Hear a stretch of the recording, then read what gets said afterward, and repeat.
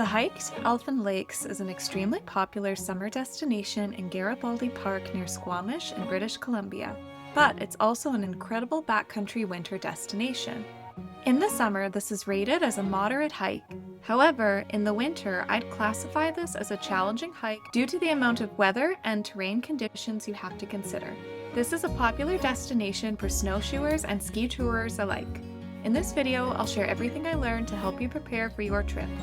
There are so many considerations when traveling into the backcountry in winter, and this video does not include everything you need to know. There are no dogs allowed in the park, but there's no rule that says they can't help you pack.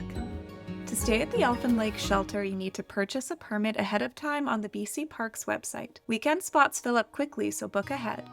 Weather conditions can change quickly in the mountains, and the forecast for the nearest town may not be accurate. You can use an alpine weather website, such as Mountain Forecast. The forecast for Round Mountain is close to Elfin Lakes.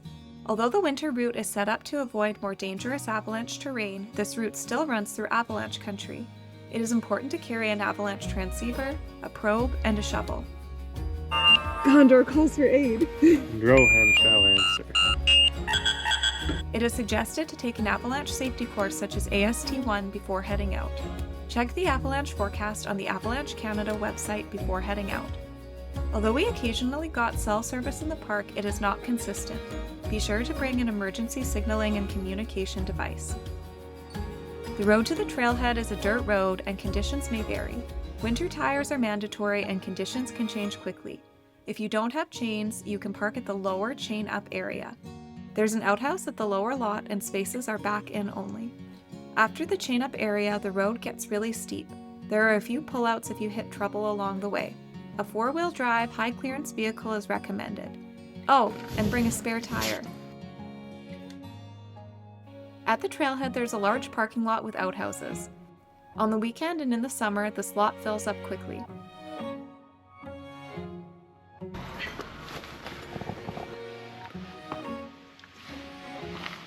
We're ready to go. The trail starts as a wide uphill path through the forest. Although it's a former logging road, it's still very pretty. It's not insanely challenging, but it is all uphill and a bit of a slog to Red Heather Shelter. If you're visiting in winter, it's a good idea to bring both Microspikes and snowshoes. We wore Microspikes on the way in and snowshoes on the way out.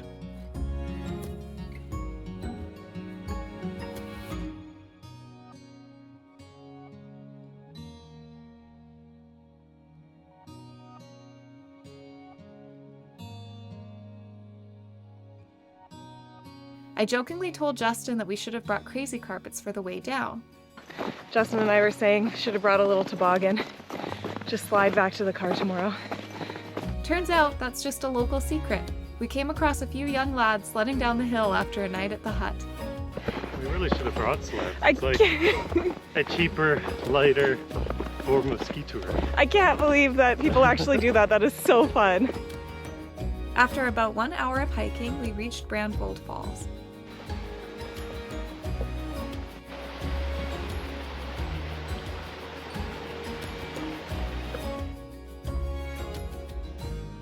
In this video, I share my hiking times. However, it's important to note that hiking times vary significantly and weather will seriously impact how long your hike takes.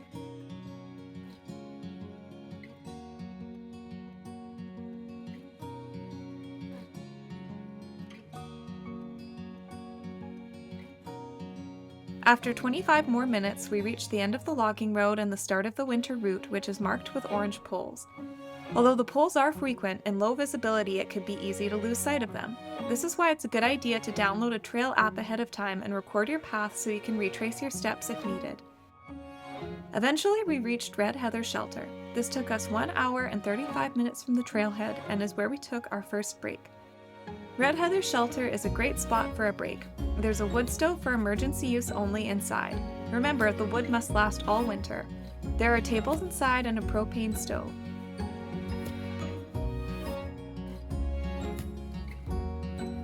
There is an outhouse nearby. Make sure to bring your own toilet paper. After the hut, you continue uphill.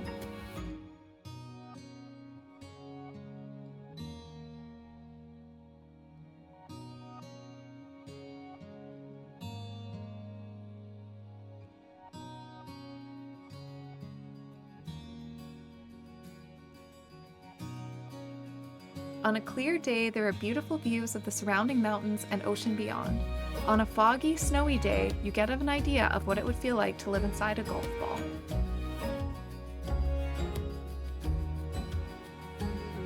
After the open section, you enter the trees to a narrower path that could be trickier on skis.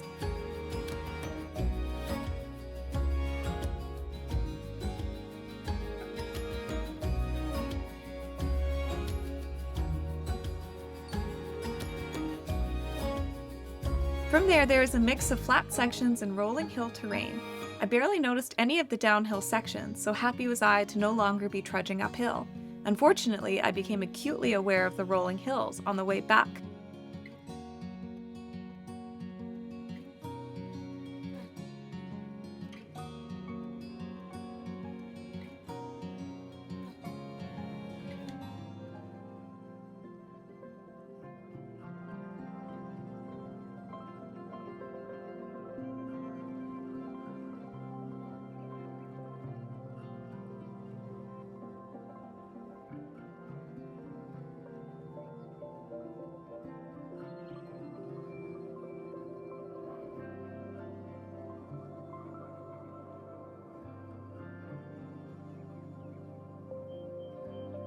Two hours after leaving Red Heather Shelter, we got our first glimpse of the ranger cabin. It took us about 3 hours and 55 minutes from the trailhead to reach Elfin Lakes Shelter, not including breaks. About 4 hours and 30 minutes including breaks. The Elfin Lakes Shelter is a roomy 2-story cabin. The bottom floor has picnic tables and a large kitchen with propane stoves and sinks for grey water. You can collect snow to melt in the large pots. It's a good idea to boil the water before drinking. The cabin is heated with propane heat and reaches a maximum of 20 degrees Celsius. We found it was sometimes cold and appreciated that we brought slippers for the hut and warm layers. In the loft, there are 11 bunk beds with a double bed on the bottom and a single bed on the top.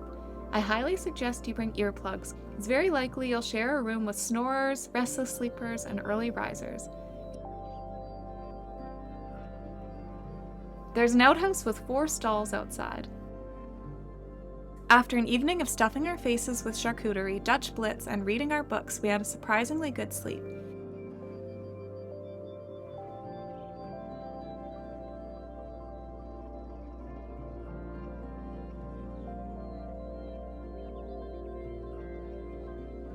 The next morning, we were greeted with a bounty of fresh snow. We were grateful we brought our snowshoes, even though Microspikes were sufficient the day before. With this added snow, travel was slower moving and visibility lower.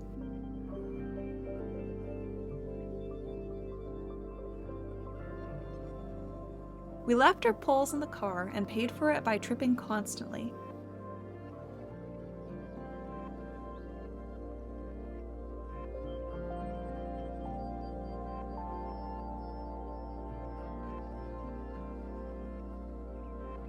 Justin, ever the engineer, tried to slide down the hill on our sleeping mat, but it wasn't successful.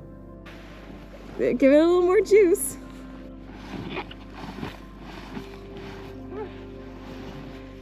It took us 3 hours and 10 minutes to reach Red Heather Shelter from the Elfin Lakes Shelter. This is almost an hour longer than it took us to hike in.